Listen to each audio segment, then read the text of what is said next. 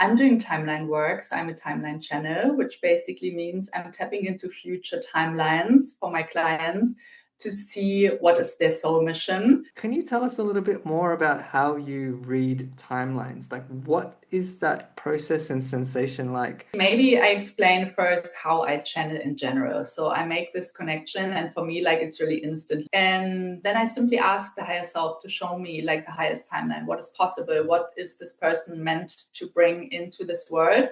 And I'm seeing it basically as like a stream of light. There are different streams of light, and lower timelines are not as bright, and the most highest timelines are the brightest. Hello, everyone, and welcome to today's Transcendence Talk.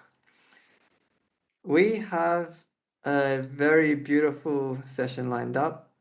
We're excited to launch this series. This series is a collection of transmissions where we invite emerging light leaders from all around the world to share what they're doing, tell us a little bit about their world and their journey, and yeah, just open up some conversations about what life is like as a human now on planet Earth, where this is all going, and starting to explore some of the more esoteric, some of the more mystical, some of the more magical aspects of, yeah, the human experience.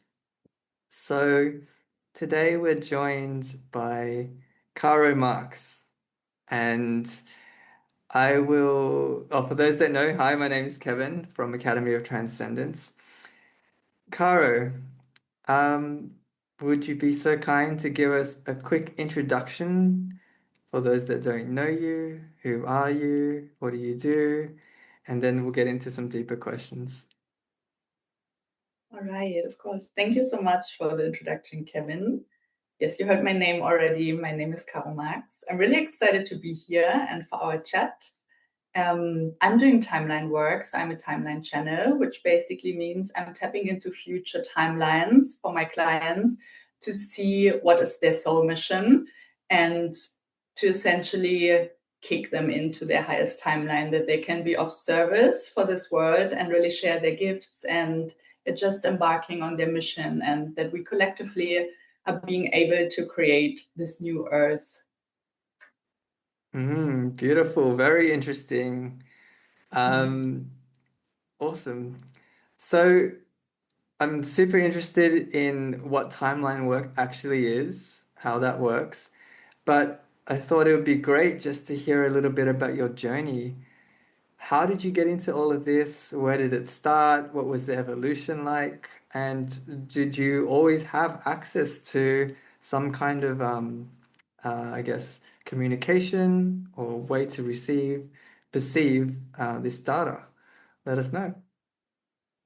I love this question. And I'm going back all the way to my childhood, also for the sake of maybe some of the listeners can relate, because was psychic since I was a child, basically.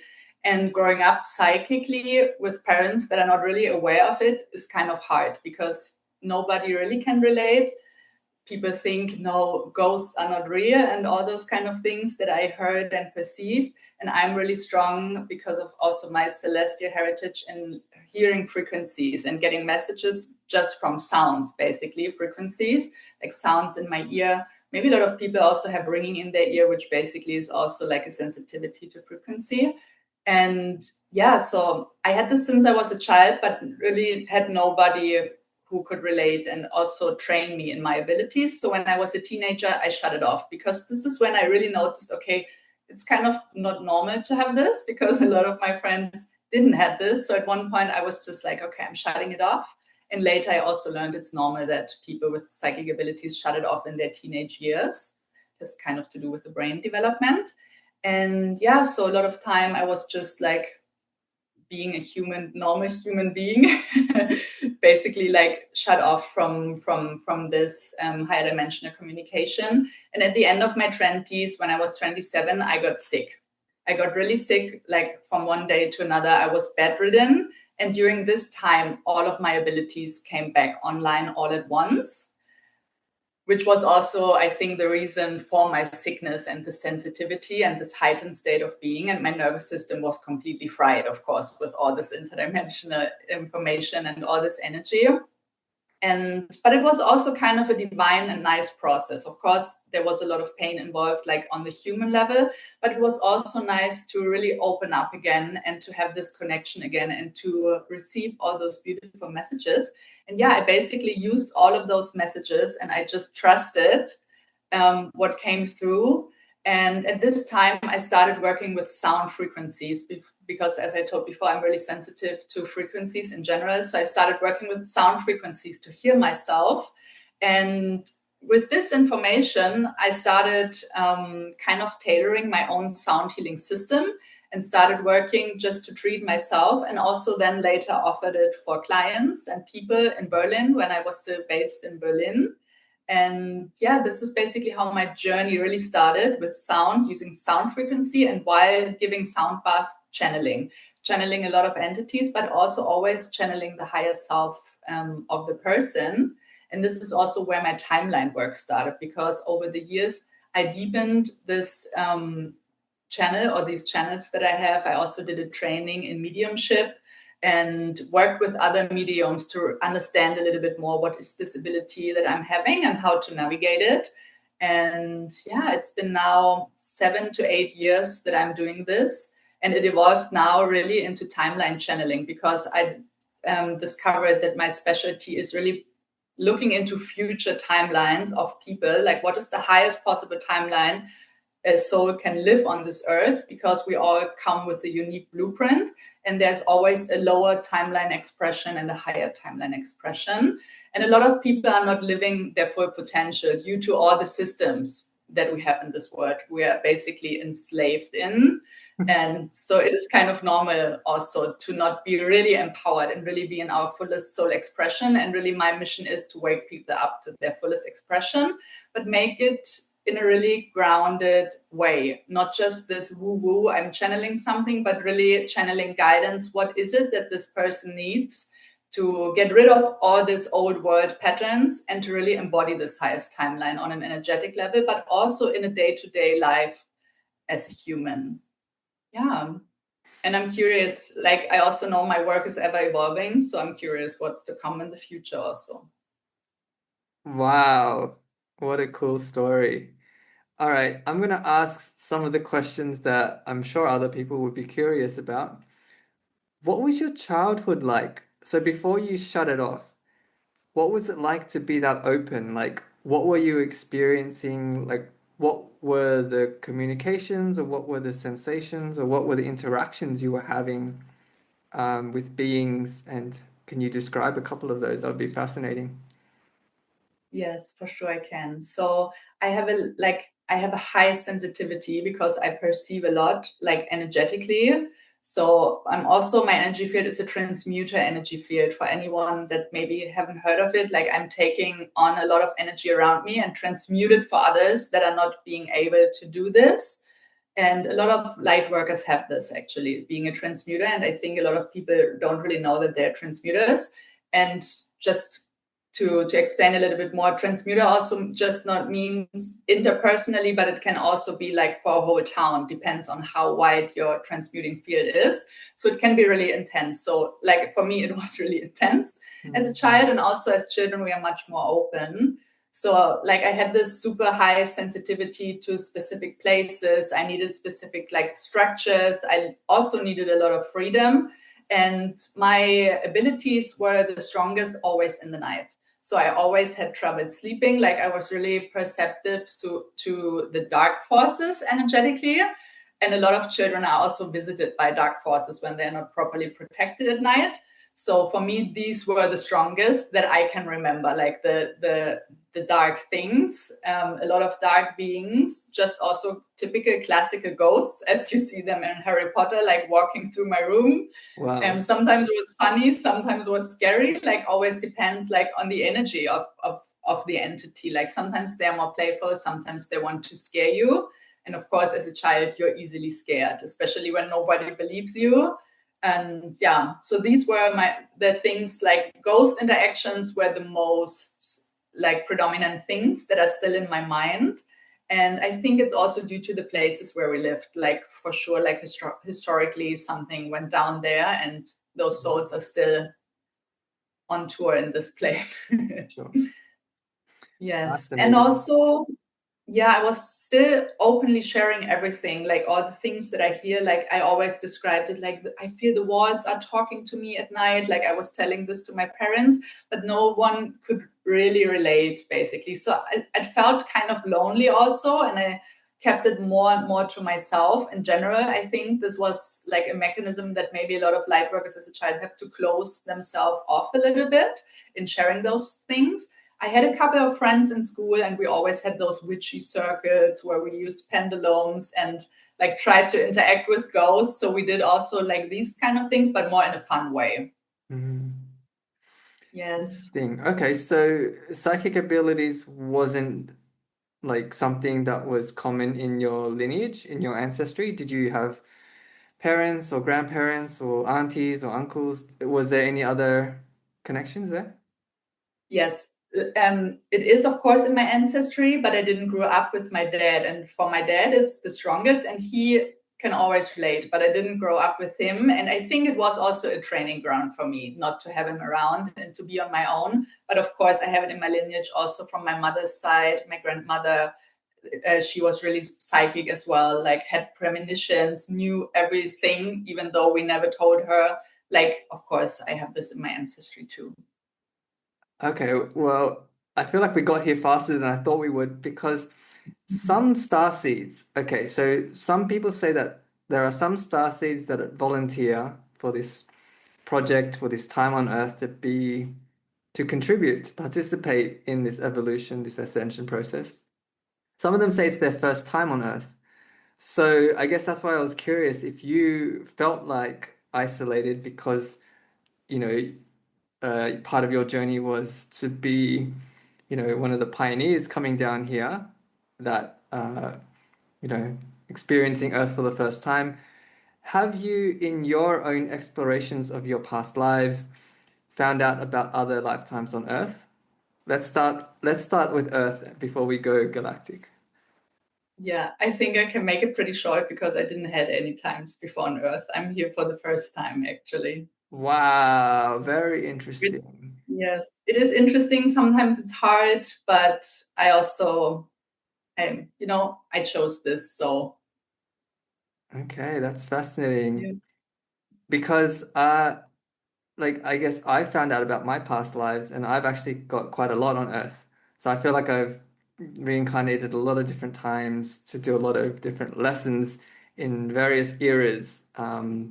So yeah, very fascinating to hear that. I've met other people that it's their first time, but I've never had the opportunity to really ask them in this kind of format. So yeah, fascinating. And I can imagine how many challenges there are to, adjust and acclimate to, what this is like. That's fascinating. Okay. So um, I guess before we go full galactic, which I know that many of the people in our audience want us to go full galactic, but before that, can you tell us a little bit more about how you read timelines? Like, what is that process and sensation like? And yeah, I would just love to experience or have some kind of tangible way to understand what happens when you go through that process for people and yourself, I guess. Hmm. Yes, I try to explain it in pictures, basically. Maybe I explain first how I channel in general. So I make this connection, and for me, like it's really instantly. I don't need like a whole process of sitting there for 20 minutes. Like I can do it in an instant. And first, I just like communicate with the higher self and do like in general, like energetic check, like where is this soul standing right now in terms of like their timelines. And then I simply ask the higher self to show me like the highest timeline, what is possible, what is this person meant to bring into this world. And I'm seeing it basically as like a stream of light. There are different streams of light, and lower timelines are not as bright, and the most highest timelines are the brightest. And then I can also see like which level basically the soul is standing right now, and what is the outlook if this person would be to continue as the person is living now, like what is the outlook. And this also then shows me all the patterns. Like I'm really good at pattern recognition, like what are the codes basically this person is running on, where are the codes coming from, and what does it need to dissolve these codes to move into the higher timeline, because this is always required to change the code to be a frequency match for the higher timelines. And how I'm channeling, like I see a lot of visuals. It is like a movie, like, but in a split second. And then I have the whole context, and then I'm just sharing this with the person. But I'm also feeling a lot in my body. I'm feeling a lot in my body. And I'm also, it depends a little bit like which entity is communicating with me. It's the communication, it's different with the higher self. And for example, the spirit guides. The spirit guides are more like coming from the outside and giving me messages that I'm hearing. And yeah, so like a lot of senses are, a lot of my psychic senses are involved in this channeling. And yeah, like it's sometimes hard to describe because for me it's so natural to see those higher timelines. For example, for others it's super easy to see past lives, which for me is not. And I think it has, especially like I can see off planet really well, but like earthly past lives for me is difficult. I think because I wasn't here around much. It's my first lifetime, so it's like so dense, this energy, and it's for me really hard to read. But like those higher timelines that are connected like to the future and to this more lightful energy and to those higher dimensions, like this for me is really easy. Fascinating. I hope this answers your question. No, it's awesome. So there are different forms of channeling. There's channeling, there's out of body channeling, there's conscious channeling. It sounds like you're talking about conscious channeling. So Exactly. are your eyes open? Like you don't need to close your eyes, you don't really need to like move yourself out of your body. Is I that don't need to close my eyes, but I like to close my eyes because I don't know. I just like to close my eyes because those visuals for me, I can perceive them easier when my eyes are closed, but I'm still conscious. I can switch between me and the channeling. I'm always here. right? Nothing is speaking through me or like moving through me or like going into my body or something. No. Very fascinating. Cool.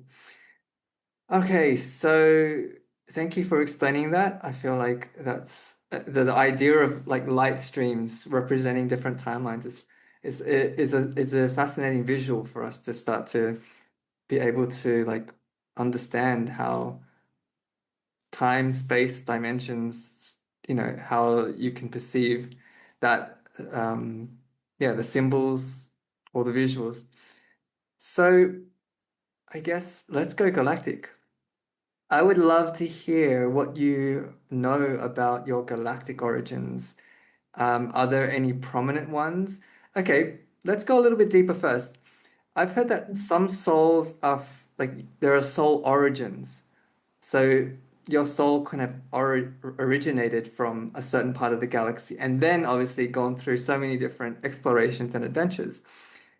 Do you know what your origin is? And do you have any significant lifetimes in certain star systems? Yes, I do know what my origin is, and I'm Andromedan. Like I really like strongly Andromedan, and I think this is sometimes hard for me to connect to this planet, especially when you're here the first time, because as Andromedans they love freedom and Mm. sovereignty, which is not the template at all, which governs this world. Like it will change for sure in the future, and this is also a lot of Andromedans are not so much represented. They are coming more in now. It was more like a race that took a little bit of a backseat because they're coming in later. They're coming in more now, and yeah, because now it's more time to embody this freedom thinking and pushing people into their sovereignty to to lose those like enslavement templates and everything we are running on this planet. So yeah, I'm really excited for this. So this is really strong in me, like this, being free, being sovereign, like having an own opinion, also thinking for yourself and not being dependent on any kind of system. And yeah, but of course I also had a lot of journeys like throughout the universe. I also had lifetimes in Lyra. I also had lifetimes in Sirius, And I have strong connections to the sun people, actually, like the sun as planet, like strong connections. And also Regulus. Is it called like this in English? Regulus? Regulus. Yep. The Yes, is Leo, Regulus as Star of well. Leo. Is it in the Leo constellation? Yep. Yes. Okay. So these are the most predominant ones. I know also like I had a lifetime in Orion, but more like in the outer regions of Lion. So I think I wasn't so involved in the Orion Wars, luckily. So Yeah. yeah. I was involved in the Orion Wars actually. Lord Weaver, yes. Yeah, I was part of the resistance. Um, Mhm. yeah, I found out about like I think I was a war strategist or something in that lifetime, and I actually had to clear an entity that was attached because of that conflict. Mhm. So yeah, it's been fascinating to find out things, especially as you go deeper. And for me, okay, so I guess this is such an interesting like not contrast but parallel. Like you were born with this connection and you're more celestial galactic. I feel like I really, had this incarnation very earthly and was starting to try to open up. And I guess remember is one thing, but I think it's also about having the capacity to hold it in my field as a reality rather than just believing it and wishing it was true. I feel like it comes when you're ready or when it's the right timing. So, for some of the people that might be listening for the first time that are new to the fact that aliens exist, for some people that's still something that they're like dealing with and like having to, yeah, it's a reality that they're choosing to open up to if they want to. Um, I think it'd be really fun to just do like to go through some of the galactic star nation, I guess, families, and maybe two or three or four key words that demonstrate their characteristics, their nature, and any other aspects that are true to their essence. We started with Andromedan, and from what I know, they're nomadic, androgynous a little bit, so they're quite balanced in masculine and feminine, and yeah, quite yeah, enjoy their sovereignty. Is there anything else you've learned about Andromedans in particular that we can add to that description just to help people start to map and create a little bit of a library of like who these people are, who these Mhm. civilizations are? Of course, I can add something. So there's a difference between Andromedans from Andromeda Galaxy and the Andromeda constellation. So from the Andromeda constellation, they are more nomadic, but I'm from Andromeda Galaxy, which is more like the divine feminine energy, and they are also not so nomadic. So they're completely different, actually. Okay, And interesting. also the Andromedans were like a refuge for a lot of souls that came from the Lyran Wars. So especially in Andromeda constellation, it's like a lot of mixed races. Mm. And yeah, a lot of people came to the Andromeda constellation to seek refuge, but also learn how to fight. Because what I learned is that in Andromeda Galaxy, they're pretty good fighters, which is kind of interesting. Yes. I also always had like a fascination for like fighting things in this human life, like all kinds of like sports that include fighting, like especially with weapons when it's like stick fighting or something. And I was always wondering, like, where's this coming from? Like this fascination, because like, of course, it can also be violent, but if you see it like as a form of art, it can be really Mm. beautiful. So and I learned like it's an Andromedan constellation thing, like especially fighting with like weapons like sticks and stuff. So a lot of like from the Lyran Wars came Mm. to learn how to fight and how to defend themselves, and then like to go back out and like just feel strong and feel safe. And maybe then we can also talk about the Lyrans. So Lyra is, so to say, like was the first civilizations apparently in the universe. Not so sure on that, to be honest, but this is like what channelers like from the earlier years channeled. And the beings there were not so much evolved technologically, but like consciously they were completely online and had like a beautiful coexistence with nature. like the planets like were so green and beautiful and lush and like really, really peaceful. Like they were almost too peaceful. That's why they also got into the wars with the Draconians, because they were kind of tricked basically. And yeah, so they're really like kind and loving and having this genuine energy and like super trusting, like trusting everyone because they think everyone is good as nice as they are. And yeah, they love nature, they love to be outside. And I feel Lyran star seeds, like in a human body, they love to climb. I feel a lot of people that do climbing and bouldering, I feel they have this Lyran energy. Also people that love like gardening, but in a more extreme way, not just having a small garden, but like, you know, immersing like in nature and living together with nature, kind of. Yeah, this is my perception. And I feel a lot of times they have like really bright, like light eyes, green or sometimes even blue. I feel like this kind of healing energy, also this healing nature energy. They also love like those kinds that involve like essential oils, herbs, like healing with plants. And we have the Arcturians. Can I add Arcturians, to can I add to some yes, Lyran things just to build it together before we move on? please. I've heard that like the Lyrans are very like some of the characteristics are very Rastafarian. So like the dreadlocks and like the very like it's almost nomadic, but then a little bit like a lot of drumming, very tribal. So like you've got the lion energy, but the Rastafari and the reggae, like that whole feeling feels like them, very heart-centered. And yeah, I think as a civilization, I wouldn't say they were naive. They were just very much in their service to others and very much in their heart opening. So that was the big lesson. And I think it's worth mentioning this because this pattern repeats itself again and again throughout the universe, right?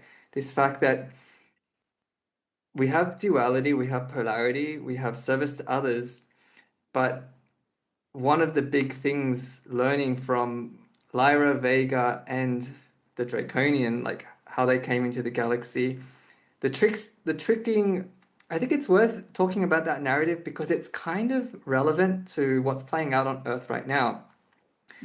When you have heart-centered and when you have like, you know, pure like compassion and love, you're always seeing the light. And there is an unintegrated aspect where discernment, where like acknowledging that there is potential for people whose nature is malevolent, is malicious.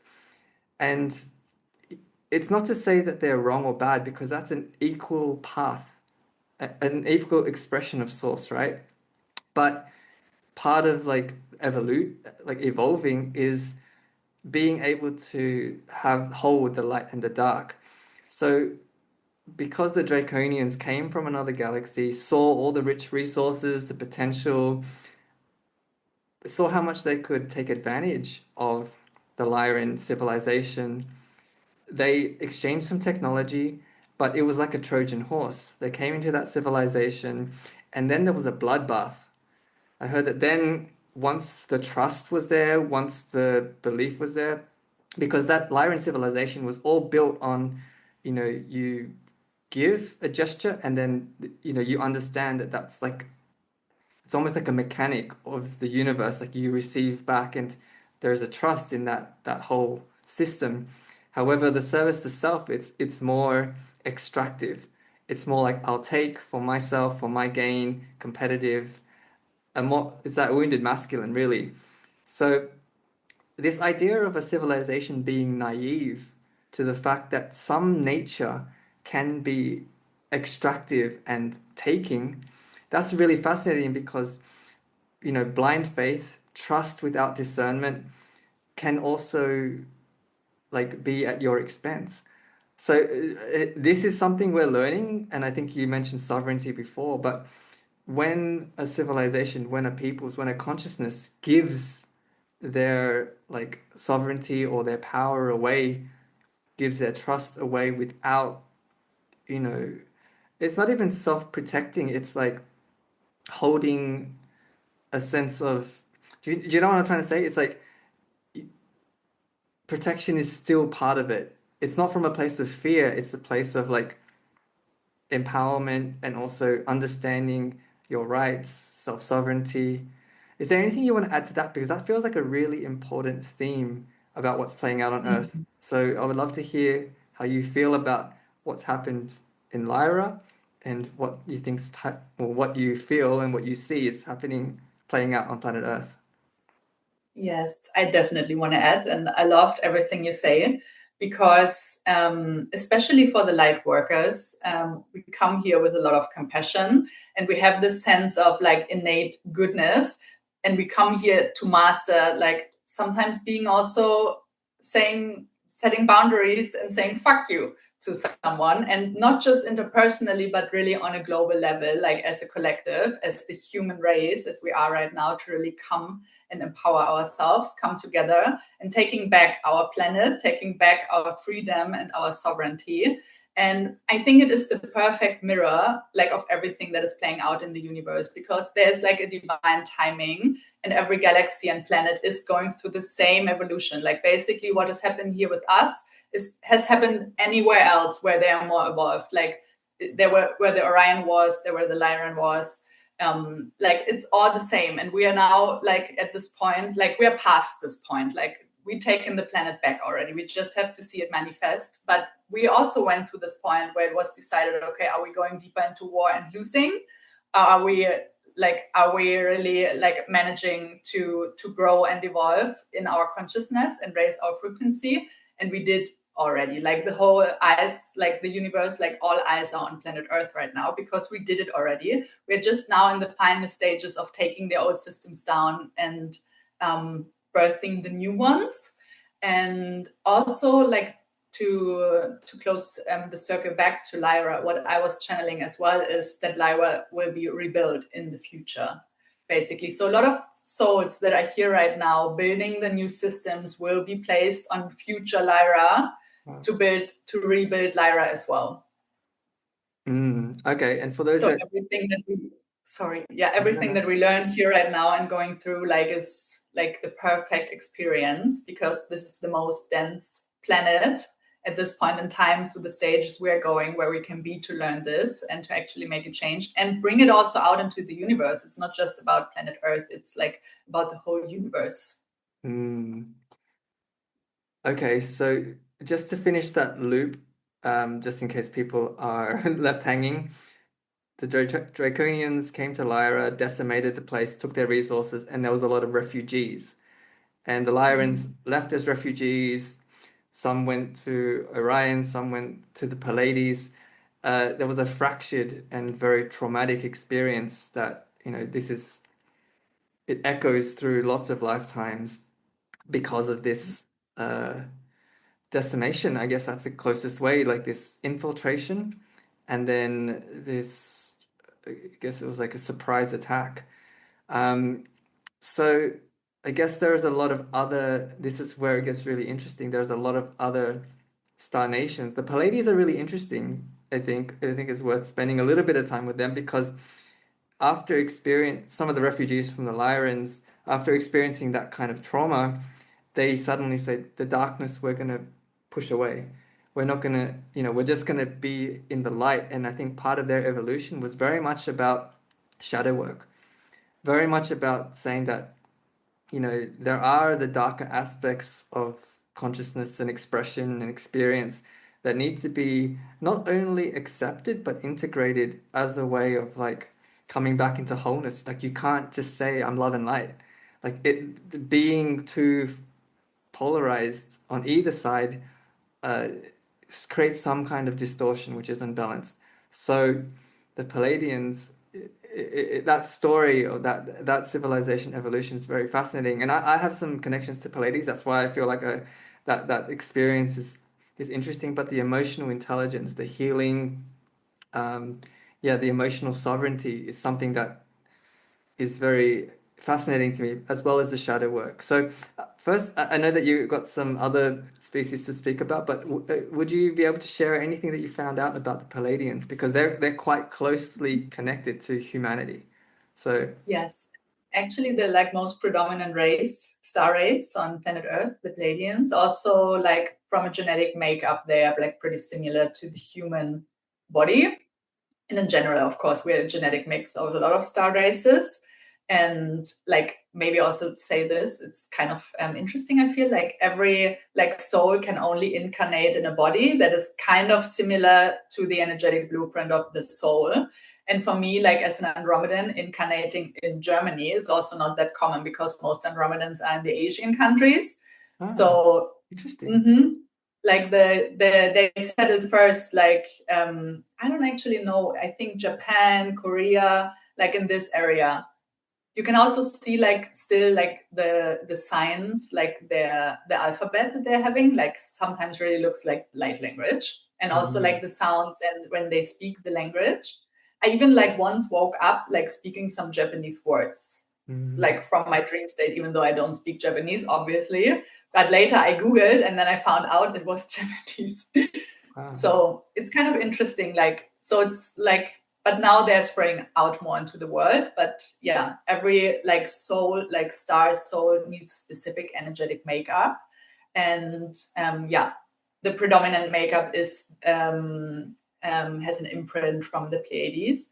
And but souls that are like strongly Pleiadian, and I always have friends that are strongly Pleiadian, which is kind of interesting. I feel they are also super artsy, like they love to dance and express in this artistic kind of way. And this I think is also like really nice and just loving. I know what you mean. They can have this aspect of love and light and trying to avoid a little bit moving into the other side of the emotional spectrum that we have also here on planet Earth, which is actually a blessing.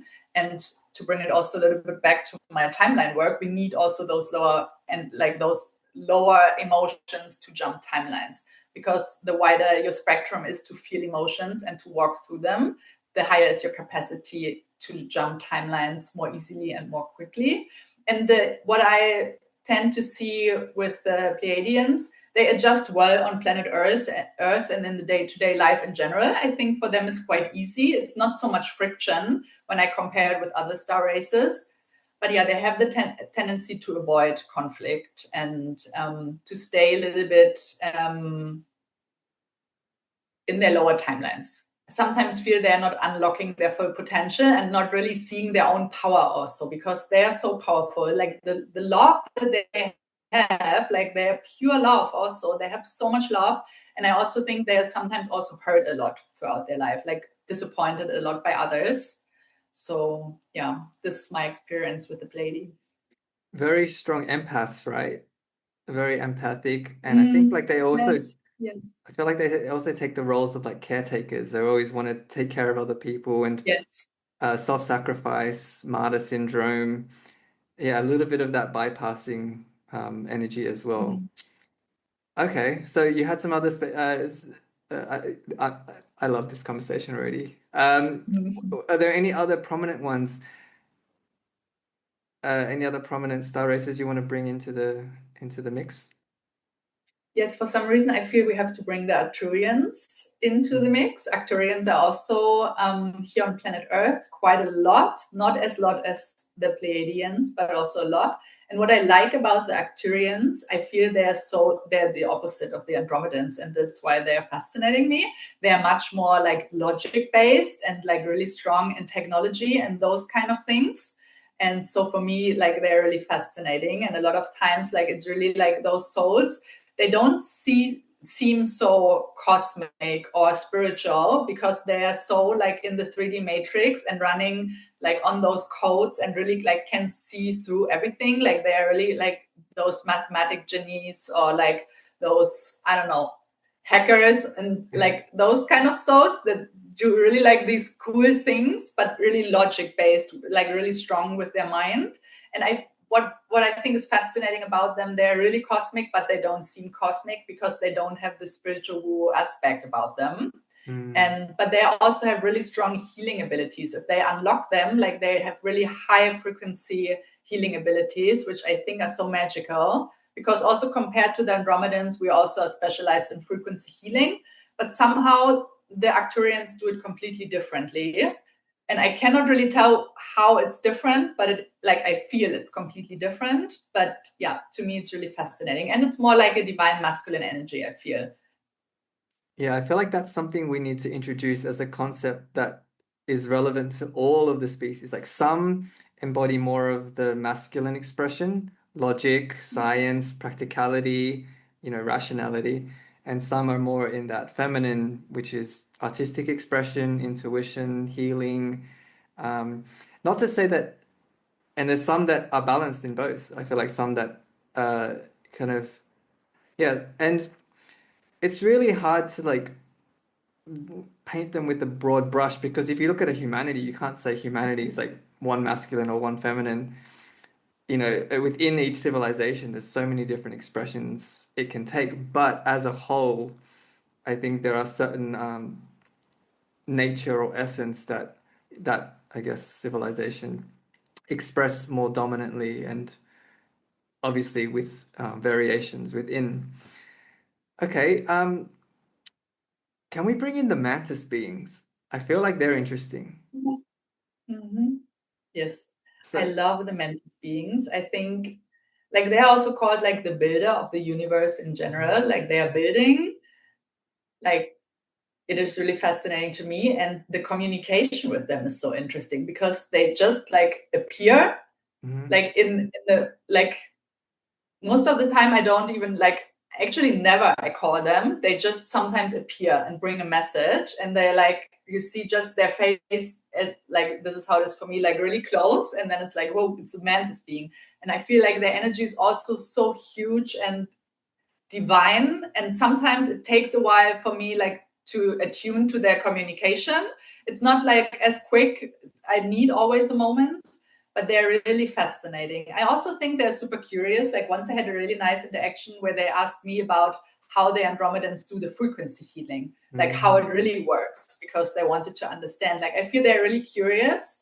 There can be also like good and negative mantis beings, and a lot of people I know like are a little bit afraid of mantis being, because a lot of people that are not so much into star rays and channeling, it can be that the mantis beings actually appear first, and sometimes they're like it was this big mantis being, it looked kind of creepy, what was it? But actually if a mantis being is appearing like out of the blue, it's actually like a blessing. I think it's like it's an honor to our soul's frequency when a mantis being is just showing up like this and trying to communicate. I want to add a few things just because I've connected with my mantis version of me. Uh, as part of like a meditation, it was like a tall blue mantis that was part of, I think, on the Council of Humanity, and it wanted to talk about the environment. They're very concerned about nature and the environment. But the mantis being, for those that don't understand, it's a praying mantis. So I think we missed that out. So imagine a giant praying mantis on 2 feet, like standing up. And I think that just helps people to understand. When you said the face, it's like the big eyes, right? And the very triangular head. Um, I've heard that they're quite neutral. So they're not positive or negative. They're builders, but they're architects, they're geneticists. And I feel like I've heard that on Earth, they were like, they evolved quickly throughout their evolution because they came into stillness really quickly. Like we understand the animal, the insect, the mantis, like is very still, like stick insect. And I think once it accesses the still point, the 0 point, like it's suddenly it's a way, it's a path to a pathway to enlightenment. So I hear that like they go around with the Greys doing experiments, but they're recording, they're documenting, they're everywhere in the universe because they are like they're not trying to fight for the light. They're not trying to, fight for the darkness. I feel like they're just watchers and they're neutral in the sense that they're architects of the realities, but they understand there is a role for the negative to catalyze the positive, and the positive can't just, exist in this peaceful state. Like it needs disruption and chaos to reorganize itself and to birth new realities and new universes. So I think like the idea of like science and, music and art and like even the technologies of sound healing, like that got really popular, I don't know, within the last decade. And it's so fascinating that a lot of this movement, even maybe even towards yoga or Reiki or light language, like I want to talk about light language next, actually. But like it's fascinating that there is a whole wave of these generations that are, you know, carrying these technologies and gravitating towards certain modalities and then making it accessible to, you know, the rest of the public, which, you know, might have been more traditional with their healthcare or with their well-being, you know, methodologies and modalities. So you work with sound healing, and it makes a lot of sense that if you're frequency and if you're like having clear audience, I imagine that's part of your, um, I guess, perceptive sensory abilities. Sound healing makes a lot of sense. So, and then light codes. Talk to me about light codes because it's a bit of a buzzword in the new age kind of True. world. What does it mean for you? How do you experience it? And what are the different forms that you work with? Mm. Okay, I'm thinking about where to start. So, what is it for me? Like I told you earlier that I'm really good in my work in pattern recognition energetically. And basically, a light code I use to restructure and rewrite those patterns. So, when I clear, like I give light code transmissions, and I always access for the light code transmissions the interdimensional team of my clients, and they then give me the light code transmission, and it's basically just replacing an existing code in the human energy field. So just basically a code, an energetic code. I think light code sometimes it's a little bit romanticized. It is energy, but it's just really a code. And I think like what I discovered in my work that it is really important to know how to code, like to download and to really like I code with my hands, like I use my hands to do those motions to really code it into the energy field of the people. And Wow. like basically I'm the vessel where the energy is moving through out of my hands, and then I do it in the energy field.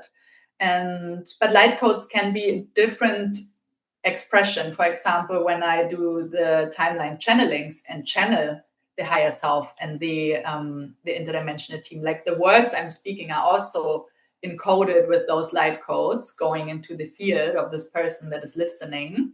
And so, yeah, light code is basically just higher dimensional energy that is coming through and restructuring our system energetically, but also really down to the physical level on in our DNA. Like it really goes through all the layers. It goes through the mind, through the emotions, through the physical body and the energy.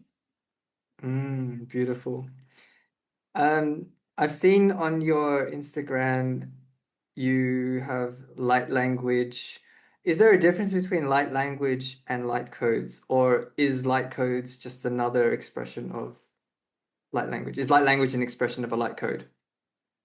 Yes.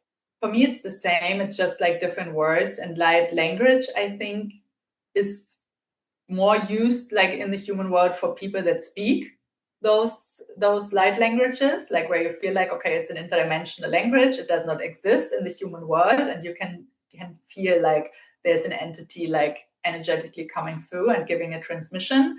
Like I think that for this is used light language, but in general it's a code as well, of course, that is transmitted. I think it's just also preference of how you want to name it. Sure, because there's the spoken version and then there's the written version.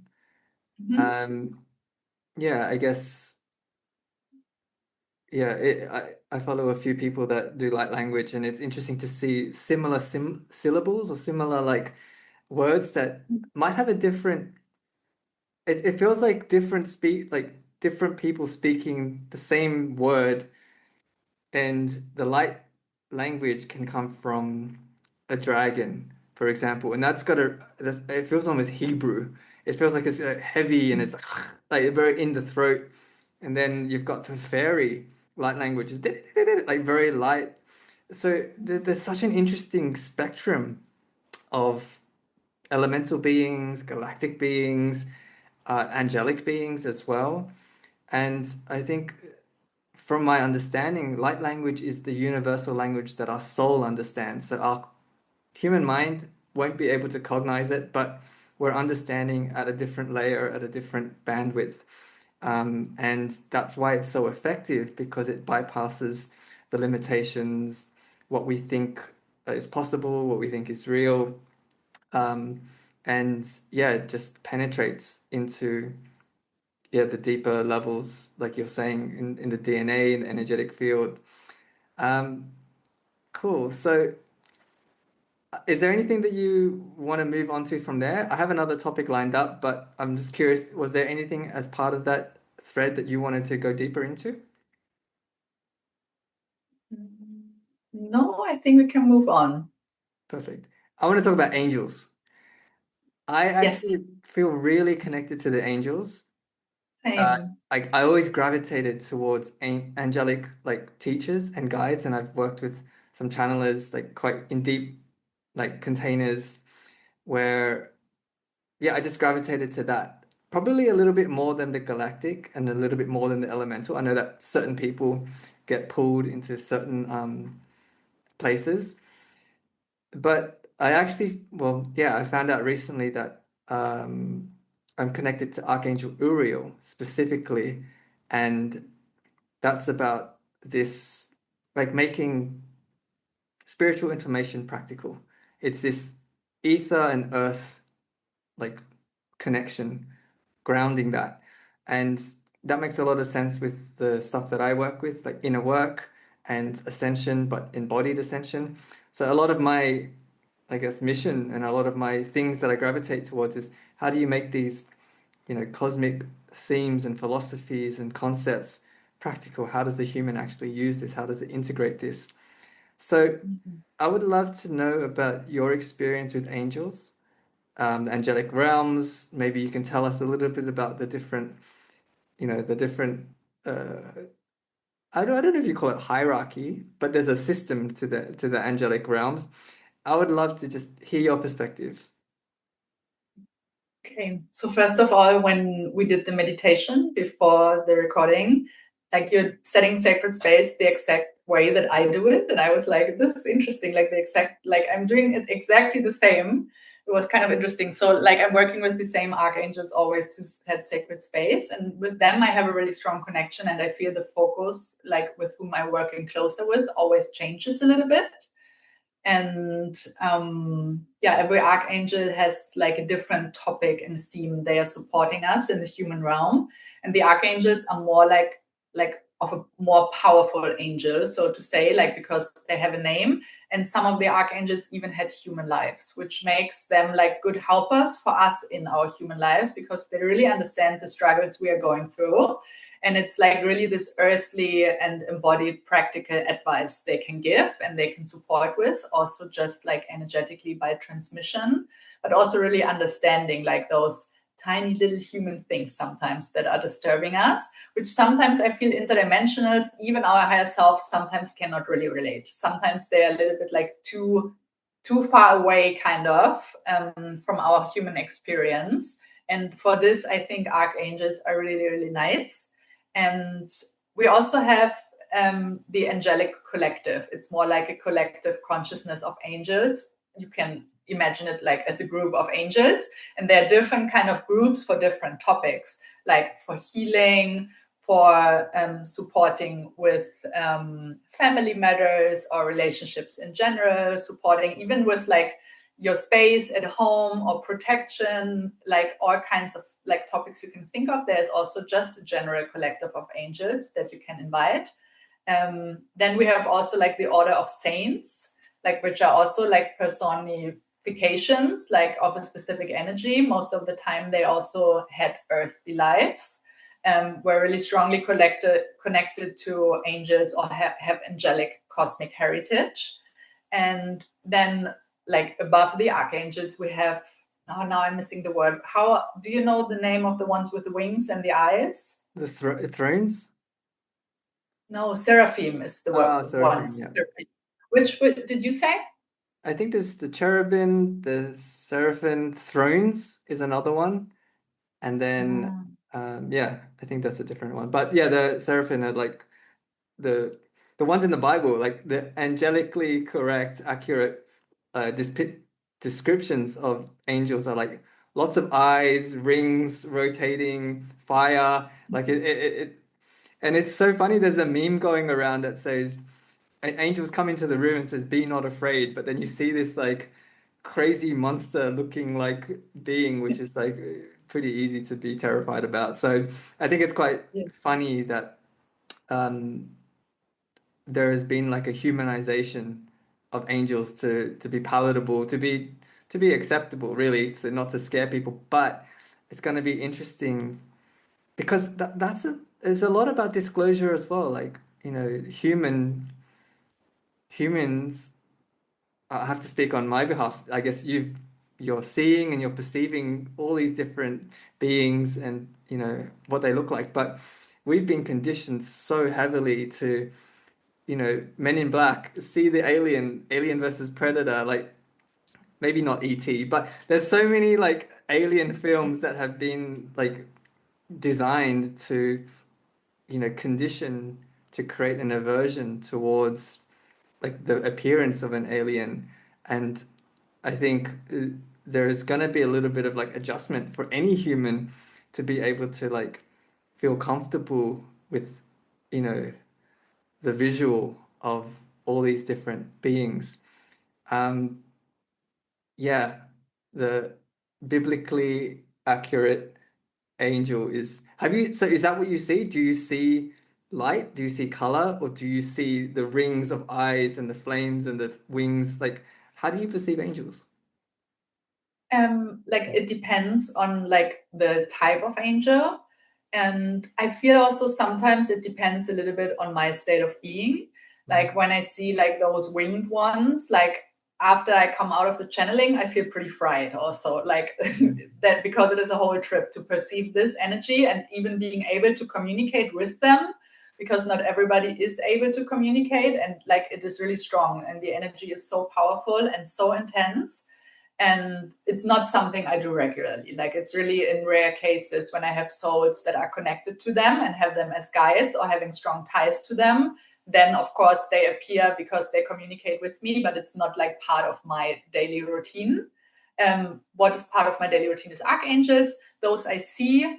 But for the archangels, I have to say most of the time I hear more and see colors. For me, I also try not to go so much into the personifications with them, because I also know like there's so many different images going around. So actually the archangels for me are more colors, and like, yeah, I hear them. Like I can hear like difference like in their tonality, how they're communicating, like, and it goes hand in hand with their frequency and the topics they're supporting with.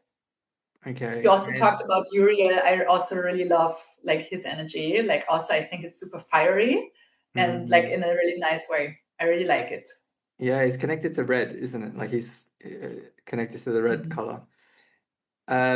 For those that are interested in angels, Archangel Michael, protection, courage, blue, Raphael, green, healing, emerald. I think they've got, it's beautiful because there's flames associated with them, the sapphire flame, the emerald flame, the diamond flame, the ruby flame. I feel like there's some really interesting symbols, esoteric symbols that have been used, uh, but this is also energetic technology like that we can use as part of cleansing, purification, transmutation. The violet flame is something that I use quite often as well. So these just really, as humanity is starting to like open up to metaphysics, energy work, and some of these energy tools, I feel like there are just some common ones that are really practical for clearing your energy, clearing your space, creating protection. Yeah, fascinating. Sandalphon was about the ground, earth. Archangel Metatron was one of the ones that you spoke about.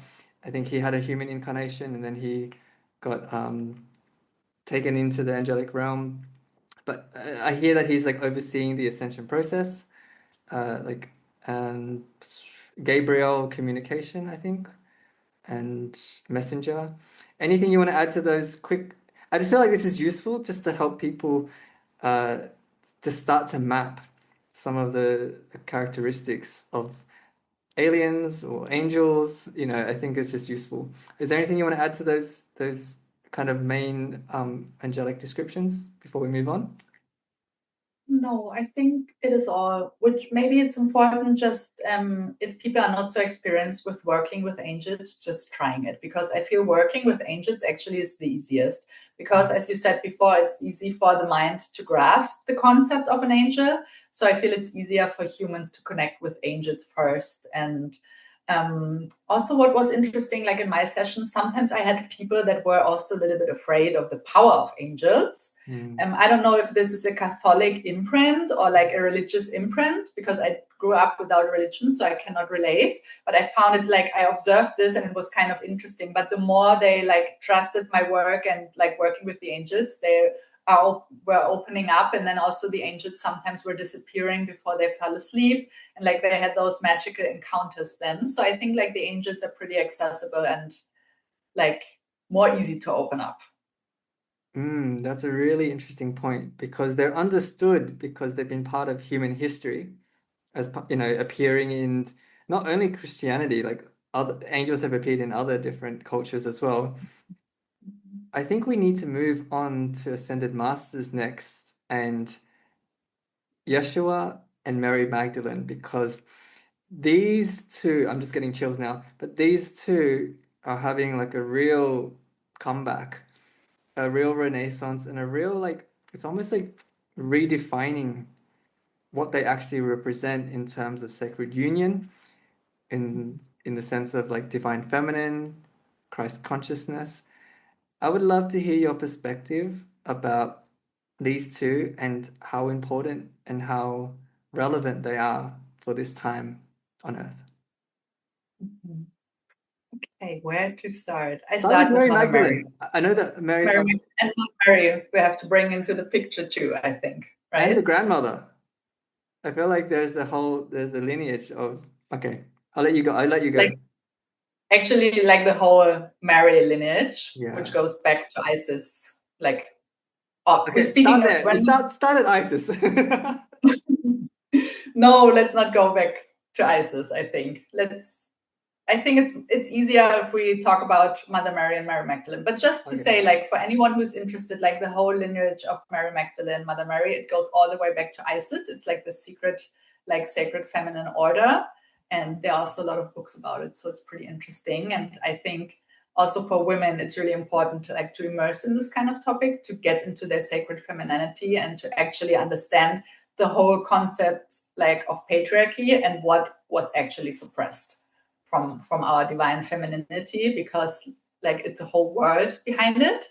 And Mm, yeah, Mary Magdalene like was one of the last ones like officially known to carry this lineage, but a lot of women like as we are here are connected to this lineage because then it was spread out and also protected by the temple knights, the mm, sacred order of the roses. And yeah, a lot of women, like also in my sessions, are connected to this lineage, waking up to it and having Mary Magdalene, Mother Mary as guides to guide them through their processes. So I think in general, like for the union of the sacred feminine and the sacred masculine, like the representation of Jesus and Mary Magdalene right now is really important. And also like the Christ consciousness, but also like the feminine Christ, which is based on mm, the Sophia code, which like the universe is based on. Because when we talk about Christ consciousness, a lot of people think Jesus and God like in a masculine sense, which is actually not the case. It is actually like this divine feminine Christ energy that is rising now.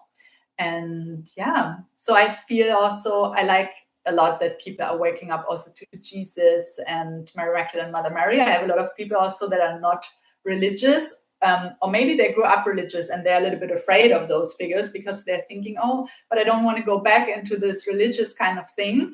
And they are learning now that these, first of all, that these were real human beings and they had a strong interdimensional heritage as well. And they had really like strong special abilities that they came here to share with a strong mission on this planet as well.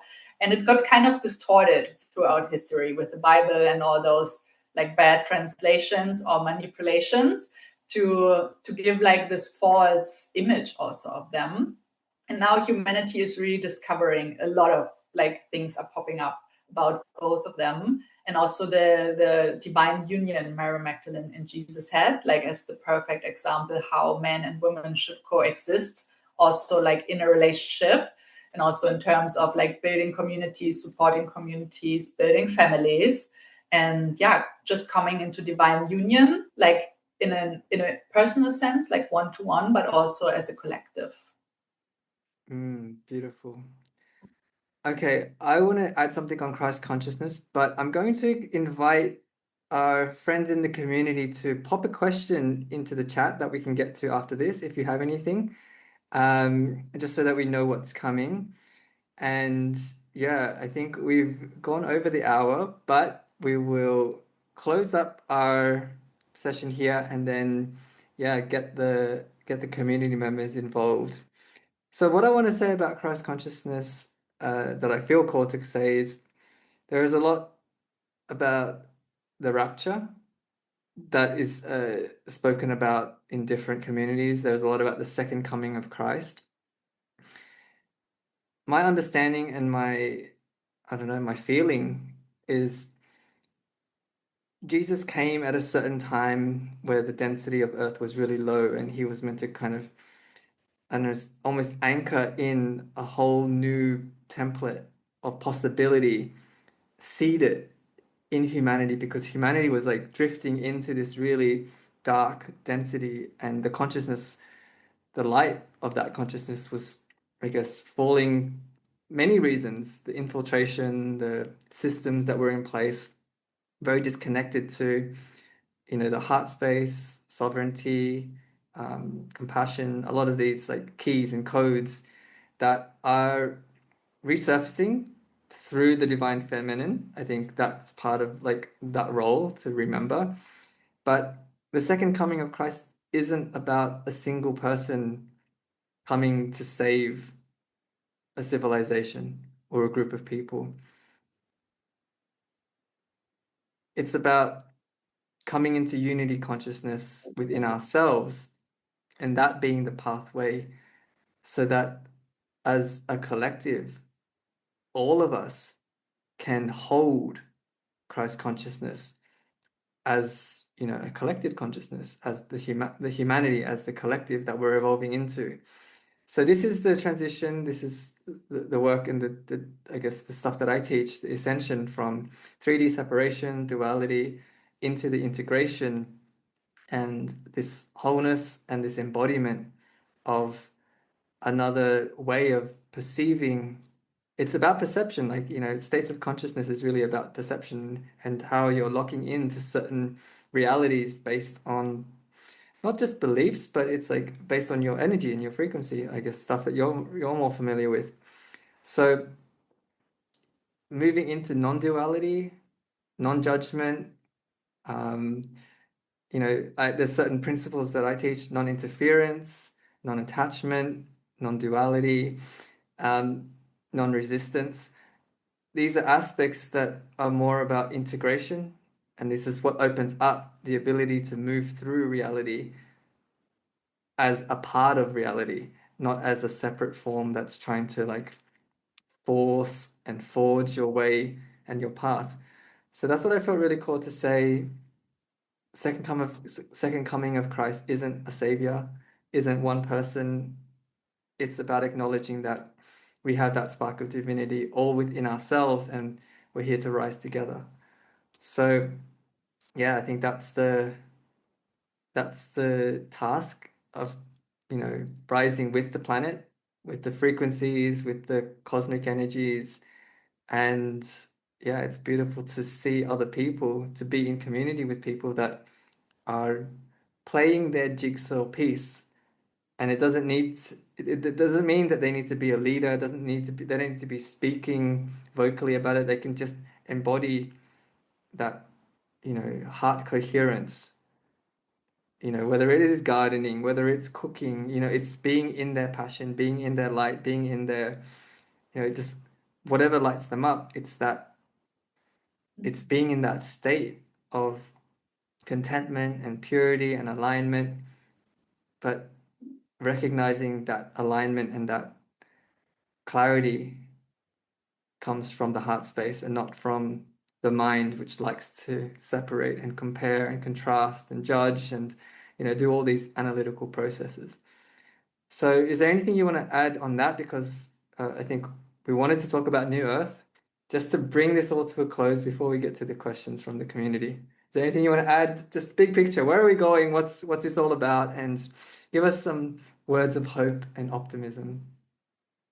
Yes, of course, I want to add something. And I think I have the perfect bridge of the talk we had about Jesus, because he basically came to planet Earth to remind every soul that was alive at this time that they can embody the highest timeline and that they can make it accessible themselves. And this is also what I really want to do with my work: empower everyone that comes my way, that there is a higher timeline and a higher expression possible. And we have to tap into this and we have to unlock it to make this new earth possible and to really install these new systems, because we need every soul to wake up and really share their gifts and their powers, because everyone that is here, it's not random. There is a mission and there is a divine purpose why we are being birthed into this planet. And the quicker we are being able to unlock this and freeing ourselves from all the templates we were conditioned into, the faster we are changing the whole planet and make it just a better place for everyone, and make it so much more fun for everyone, make it so much more lighter for everyone, so much more abundant, so much more healthy and healing. And I think this planet holds so much potential, because it is one of the most beautiful planets, and so much is possible here. We have the luck of being able to bring things into manifestation, which is actually a blessing. We just have to learn how to utilize it. And and maybe a future outlook for the timelines. I see a lot of wealth and abundance for everyone on this planet. It will be really easy to access this. And what I'm seeing, what I like the most is motherhood will completely change, will be much more beautiful, much more sacred and divine again. Also the processes of birthing and bringing in those new souls, because all the souls that are born now are of a super high frequency. They are all super cosmic, have really special gifts. They need special guidance also to grow up. This is also why I see completely new systems around education and bringing up children, and how the community is also interacting with children, not this secluded system anymore where children are pushed to the side or where elderlies are pushed to the side. We are all coming together again and having this communion and sharing just everything that we have to share with each other in a completely different way. And we are allowed to free ourselves of this enslavement template, which means the 9 to 5, this classical sense of working we are raised with, because when we share our gifts, it's a completely different way of working, which is also healthy for us. The more we express and share our gifts, the more we are also coming into healing. And these are the most beautiful things I see and I want to share. Beautiful. Okay, we do have a question from the group, but let's take this question first. Ben, do you want to ask this question yourself, or do you want us to ask it? Sure, I can ask it myself. First of all, Caro, thank you so much for being here and for sharing. It's been really interesting. And there were a few things that I noted, but how do you stay on track yourself regarding your own highest timeline is what popped in my mind. I can imagine, you expressed earlier on that, especially when you were a child, that there were, let's say, the dark forces trying to lower your frequency. So I can imagine that, that can happen also still. So how do you manage to navigate through that? I'm wondering. Thank you so much. It's really a great question, and also an interesting and an important topic to talk about, because I'm really good also with working with entity attachment. for others. But when it comes to myself, I also need support. I have a really great support system and friends that are working in this realm too. And we are supporting each other really most of the time on a daily basis. So it really is important also to find people that are like in the same like frequency, in the same work, in the same vibe, and really just get you like on the soul level and understand this kind of work that is not just like in our mind, but like those things really exist, like getting a text, getting entity attachment. And especially like a super close friend of mine, like she's my sister from Andromeda. And like we found each other here, like in this life last year again. And it's a whole story around it, which is really like beautiful and emotional. But she is also one of my biggest supporters because we have this really strong tie. And like she's in Germany, I'm here in Mexico, and still she's helping me like to get rid of things. And also like being on this mission as a light worker also comes always with learning how to navigate also the darkness and how the mechanisms of the darkness like work, how they are trying to bring us down, how they are trying to attack us, what weapons do they have in the energetic realm, all those kind of things like we really like to dive in and to learn about. And yeah, this is all part of the game as well. And what is always important, I think, like I'm always saying, like nothing can bring us down. Like our frequency is so high, really, like nothing can bring us down as long as we have the awareness about that the other side, like the darker forces exist. And yeah. Thank you for sharing. Like, if I may share like a small thing about myself, what I do every day is that I learned this from Christina von Dreyen. You probably know of her, the Swiss Yes. lady.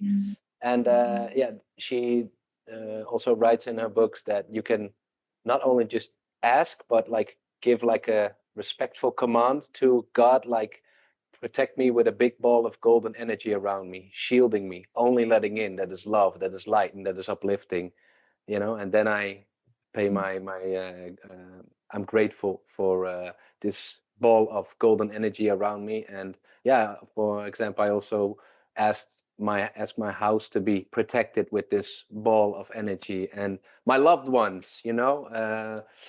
So that's one of the things I do. Or also I like to use agua florida as a tool. Great way to cleanse and also to protect myself.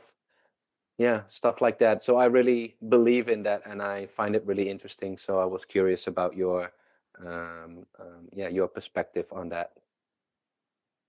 Yeah, beautiful. Thank you for sharing. Like there are a lot of tools, I think, also in the physical realm, as you said, like this Aqua Florida, Palo Santo, like all those things. And I think in general, like protecting the house and the space, cleansing it is so important. Also, like mirrors are portals as well. Like black screens are portals. So there are a lot of like ways to get in. So yeah, protection is a big thing. But also, as we said before, not from a place of fear, but just from a place of awareness and taking up our space and making it clear this is the boundary because this is my space and nothing is just allowed to enter as it please. Can I add something? It's interesting when I started this spiritual stuff and then started to get freaked out about dark entities in my space, or if I've got an attachment, or if I've got something haunting me. And it's really easy for people that are starting to explore this field, this world, to get paranoid. And when you get paranoid, you create more fear, and actually that actually just feeds them. And that, you know, that is actually so. In the same, I guess I bring inner work into this because the relationship you have with anything reflects the beliefs and the relationship that you have within yourself. So if you feel like there is some kind of predator, some kind of aspect externally that has more power than you, the initiation, the invitation is really to look at what the lesson is. Like, what's it calling forth within you? Is it calling forth more personal power? Is it asking you to look at stories of victimhood? Is it asking you to be more discerning? I think all of it is moving into becoming a more conscious, intentional human. Conscious of your behaviors, conscious of your patterns, conscious of your beliefs.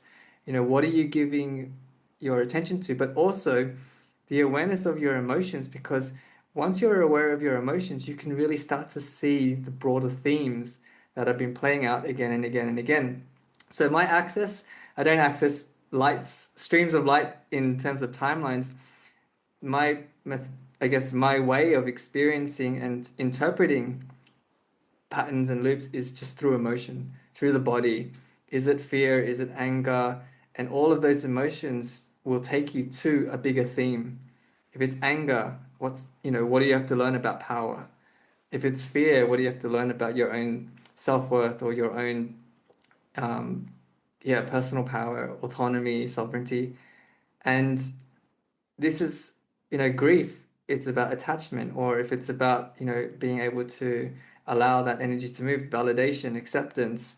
So there are all these like ways that we can learn to be in more relationship with ourselves, and that's what creates more discernment, more intention, more conscious living.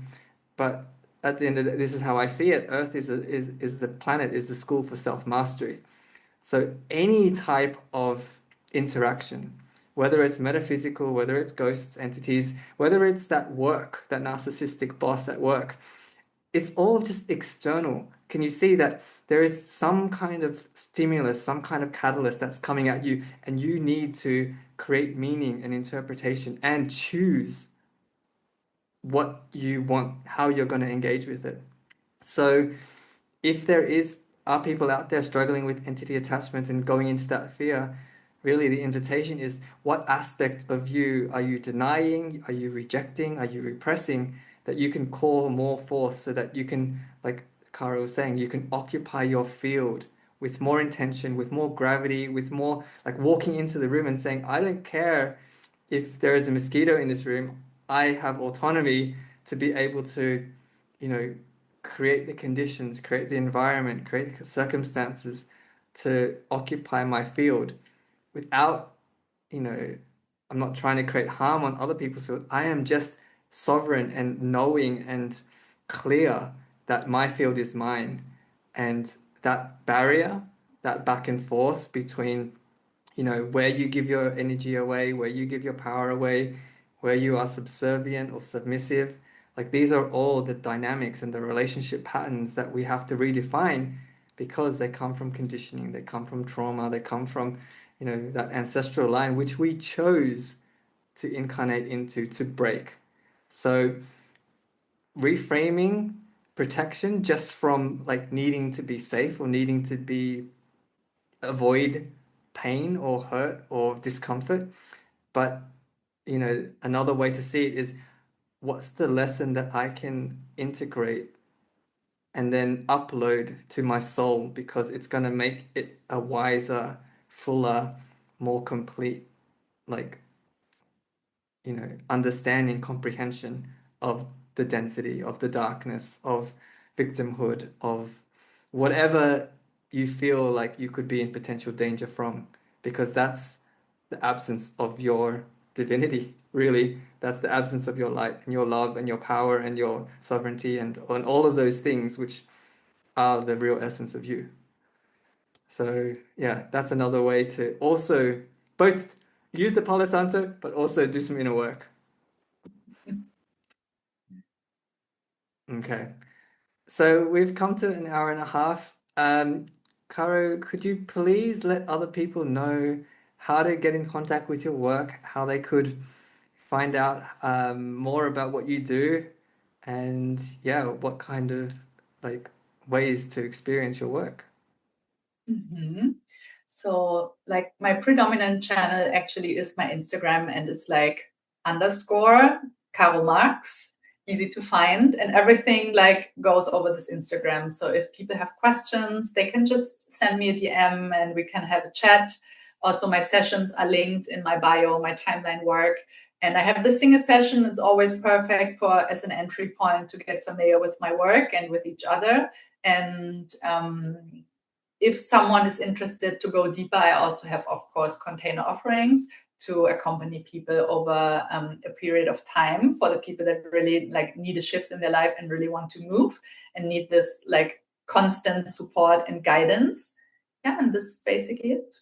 And I share a lot of reels. I'm getting more into reels and talking. I think also you were a big inspiration because I also saw that you are having this challenge where you're talking every day to the camera, which I really love because we need to learn to express and also like from a vocal point of view, stand in our power and like open our world to people because we have so much inside us. And yeah, also maybe inspiration for others to just share whatever like is going on because we have so much to share and it doesn't have to be perfect, just get our message out there. And it's also a big challenge of mine, so you can expect a lot of cool reels on Instagram where I'm talking about timeline work. Beautiful, exciting. And that's such an important thing because like one thing is healing yourself and doing the inner work, but the next one is expression, shining your light, showing up, becoming visible. Like that's a whole other initiation. It's your relationship with the world, with other people. And that's just as important because once you get that clarity and coherence within yourself, like, yeah, like the next stage, the next step is to embody that and to be that and to like just exist as that beam of light in whatever you want to express, the whatever way it wants to express. And it might change. It's not just one thing. So yeah, just honoring where your joy is, where your excitement is, yeah, where that energy is, and removing all the limitations, the blocks for you to be able to exist and to model and to be seen, to be experienced, to be felt as that. So yeah, definitely check out Caro's work. Check out her, join her. I will drop all the details in the description for her work and her Instagram account. Thank you so much for being here. That was such a fun conversation. I'm so glad that we got to go galactic and like I didn't know that you had that history of like being psychic and connected as a child. And yeah, it's been fascinating to hear some of the details that you shared about your interactions with the galactic beings, the angels, and yeah, I hope it inspires people to start to like get curious about all these other aspects that we can explore in the human experience. Thank you so much. It's been beautiful. Hope everyone's enjoyed it here. And yeah, thank you so much, love, and appreciate your time. Yes, thank you so much as well. Thank you for the great question. It was so much fun.